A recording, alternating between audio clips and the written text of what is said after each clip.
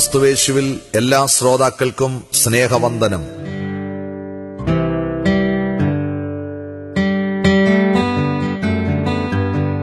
നമ്മുടെ ഇന്നത്തെ ധ്യാനത്തിനായി 1 തീമോഥെയോസിന്റെ ലേഖനം 2-ാം അധ്യായം 1-ാം വാക്യം വായിക്കുന്നു.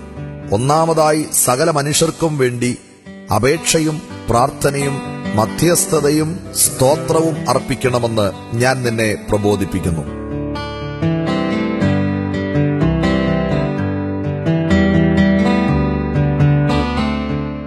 പ്രിയമുള്ളവരെ, അത്യുന്നതനായ ദൈവത്തിന്റെ സന്നിധിയിൽ സ്വയം സമർപ്പിച്ച് പരിശുദ്ധാത്മാവിനെ ജീവിതത്തിൽ രുചിച്ചറിയുമ്പോൾ കർത്താവിന്റെ സാക്ഷികളായി അനേകരെ തങ്ങൾ രുചിച്ചറിയുന്ന കർത്താവിങ്കിലേക്ക് ആകർഷിക്കുവാനുള്ള ആവേശം പല സഹോദരങ്ങളും പ്രകടമാക്കാറുണ്ട്.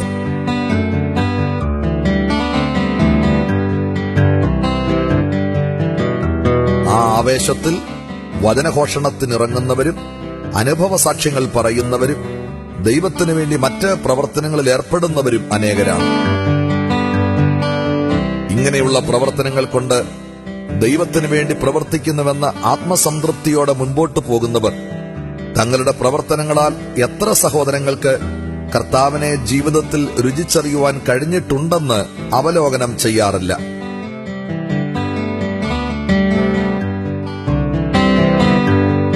യേശുവിനു വേണ്ടി ഫലം പുറപ്പെടുവിക്കുവാൻ കഴിയാതെയുള്ള അവരുടെ പ്രവർത്തനങ്ങൾ ക്രമേണ തണുത്തുപോകും. മനുഷ്യരെ യേശുവിന്റെ സന്നിധിയിലേക്ക് ആകർഷിക്കുവാൻ ആഗ്രഹിക്കുന്ന ഏതൊരു വ്യക്തിയും ആദ്യമായി ചെയ്യേണ്ടത് താൻ നേടുവാൻ ആഗ്രഹിക്കുന്ന മനുഷ്യർക്കു വേണ്ടി നിരന്തരമായി പ്രാർത്ഥിക്കുകയെന്നതാണെന്ന് അപ്പോസ്തലനായ പൗലോസ് തന്റെ ആത്മീയ മകനായ തീമോഥെയോസിനെ പഠിപ്പിക്കുന്നു.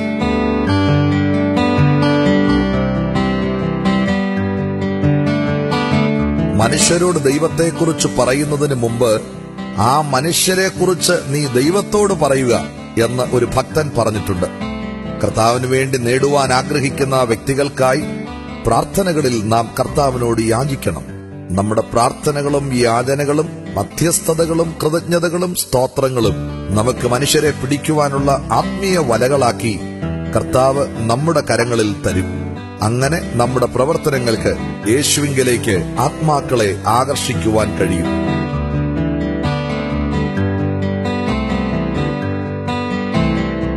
ദൈവത്തിന്റെ പൈതലേ,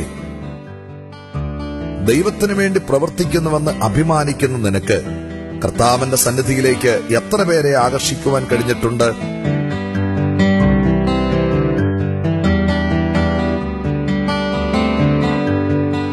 മനുഷ്യരെ കർത്താവിന്റെ സന്നിധിയിലേക്ക് നേടുവാൻ കഴിയണമെങ്കിൽ അവർക്ക് വേണ്ടി പരമാർത്ഥമായി പ്രാർത്ഥിക്കണമെന്ന് നീ ഓർമ്മിക്കുമോ?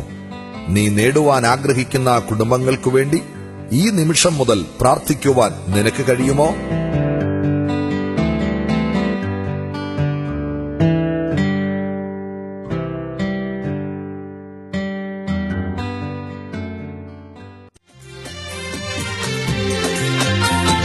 ശിഷ്യരാക്കി തീർക്കുക ഞങ്ങളെ നാഥായേശുനദേശ, താവക ശിഷ്യഗണങ്ങളോടൊപ്പം ചേർക്കുക രാജാധീശ, താവക ശിഷ്യഗണങ്ങളോടൊപ്പം ചേർക്കുക രാജാധീശ.